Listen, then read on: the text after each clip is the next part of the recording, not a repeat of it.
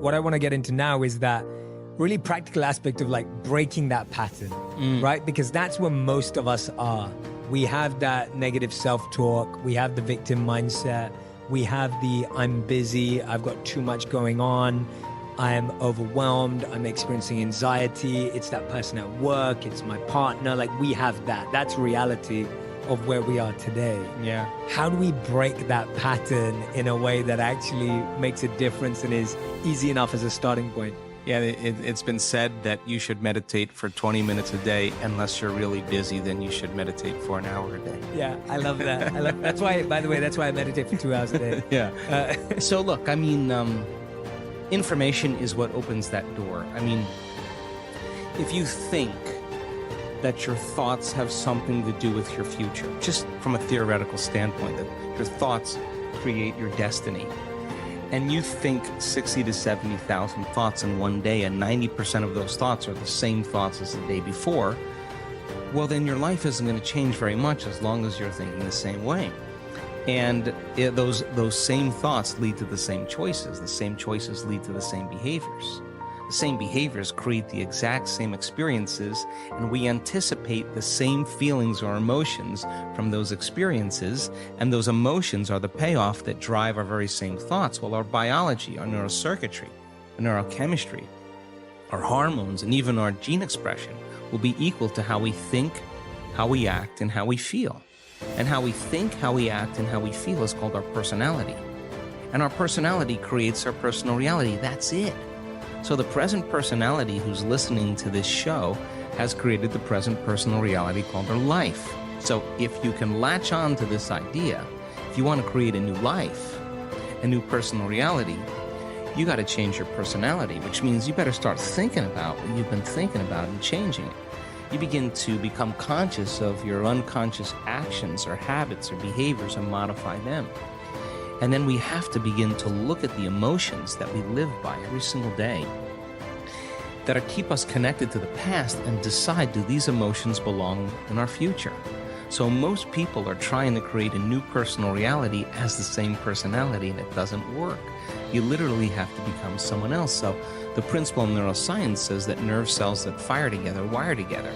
You keep thinking the same way, making the same choices, demonstrating the same habits, creating the same experiences that stamp the same networks of neurons into the same patterns, all for the familiar feeling called you. And you do that for 10 years on end, you're going to begin to hardwire certain patterns in your brain that becomes your identity. And by the time we're 35 years old, it kind of becomes fixed, right? And psychology used to say that you can't change that, but we now know that you can.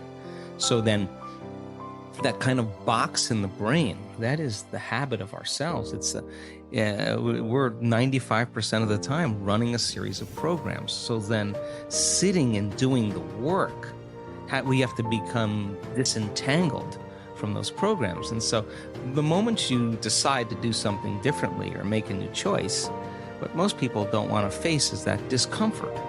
And that discomfort, that uncertainty, that lack of predictability, that unknown is what people are afraid of, because they'd rather live in guilt. At least they can predict who they're going to be than take a chance in possibility. So when a person begins to understand this and you say, well, how long have you been this way? And they say, I've been like this for 35 years. And you say, why 35 years? Because 35 years ago I had this one event. Well, the stronger the emotion you feel from reaction from that event, the more altered you feel inside of you, the more the brain narrows its focus and freezes the image and takes a snapshot, and that's called a memory, right? So then forget the memory. Just overcome the emotion, because it's the emotion that keeps you anchored to the past. So that sounds really good theoretically, but when you step out into that unknown, into that void, the body really is in a habit. And when a habit is when the body becomes the mind.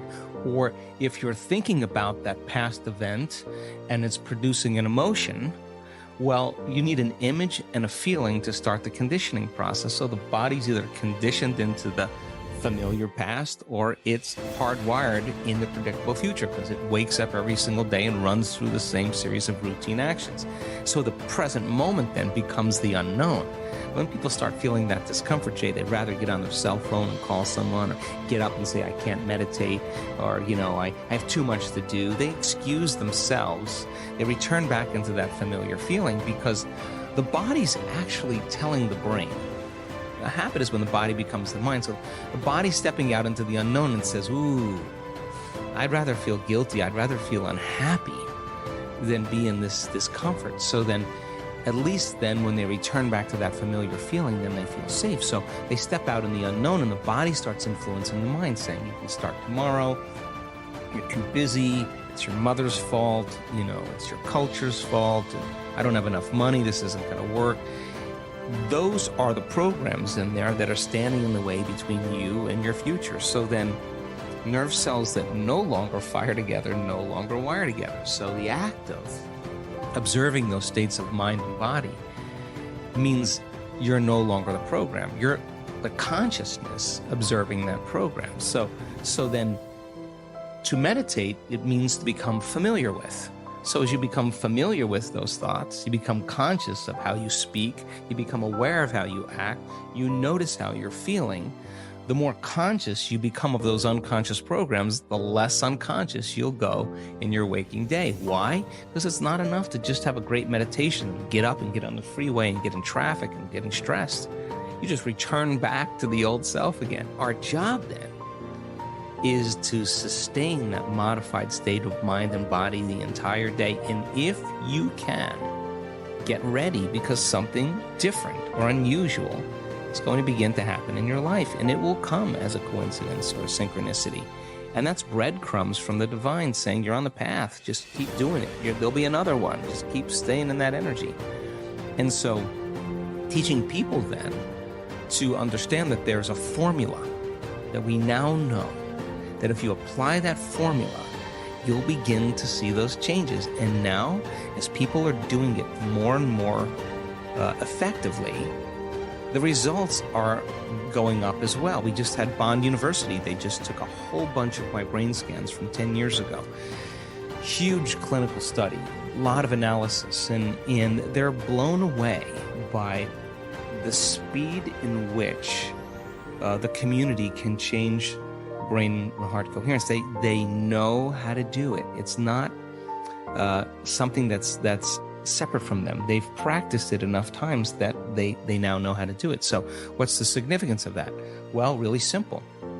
In your life, if you start returning back to the same reactions, to the same people and circumstances, you're returning back to the old self. So you got to stay conscious in your life. And if you're not being defined by a vision of the future, then you're left with the memories of the past, and you will be predictable in your life. So crossing that river of change from the old self to the new self, there's a neurological, a biological, a chemical, a hormonal, a genetic death of the old self. But if you teach people there's something on the other side, they won't give up on themselves. They'll keep going. So there's enough evidence to encourage people. And you can't tell me you're too old to do this work. You can't tell me you're too sick to do this work. You can't tell me you had a turbulent past, or that you're too overweight or too underweight or too out of shape, or